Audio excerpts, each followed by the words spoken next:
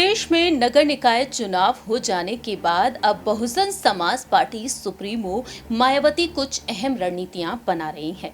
दरअसल आपको बता दें कि नगर निकाय चुनाव में सुपड़ा साफ होते हुए नजर आया बसपा, सपा और कांग्रेस पार्टी का। वहीं बीजेपी यहां पर जीत हासिल करती हुई देखी गई है। ऐसे में देखा जाए तो बहुजन समाज पार्टी की सुप्रीमो मायावती पदाधिकारियों पर भड़कती हुई नजर आई हैं और कई निर्देश देती हुई भी देखी जा रही हैं। अहम बैठकें की जा रही हैं और इसी बीच मायावती ने कई नेताओं को कुछ अहम जिम्मेदारियां सौंप दी हैं, तो वहीं अपने भतीजे को भी। नमस्कार, मैं प्रांशी राठौर और आप देख रही हैं नेक्स्ट 9 न्यूज।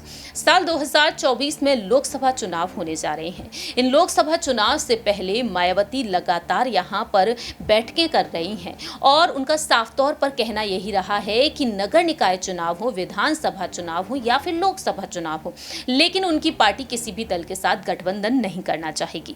इसी बीच देखा जाए तो मायावती जिस तरीके से उनके भतीजे लगातार सियासत में एक्टिव दिखाई दे रहे हैं, वहीं मायावती उन्हें अहम जिम्मेदारियां सौंपती हुई देखी जा रही हैं। हम बात कर रहे हैं यहां पर मायावती के भतीजे आकाश के बारे में। मायावती अपने भतीजे आकाश के साथ मिलकर कुछ अहम रणनीतियां बना रही हैं।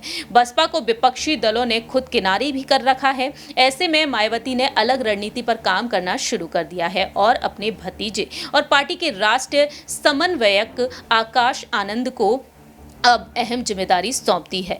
आकाश और मायावती ने मिलकर लोकसभा चुनाव के लिए मास्टर प्लान बनाया है और इसके जरिए बसपा भारतीय जनता पार्टी के साथ विपक्ष को कड़ी टक्कर देने के लिए तैयार है। दरअसल आपको बता दें कि लोकसभा चुनाव को ध्यान में रखते हुए यहां पर बसपा के एक राष्ट्रीय स्तर के नेता ने अपनी बात रखी। उन्होंने बताया कि बसपा सुप्रीमो मायावती ने हिमाचल प्रदेश, दिल्ली, जम्मू कश्मीर और झारखंड के पार्टी पदाधिकारियों के साथ बैठक की है।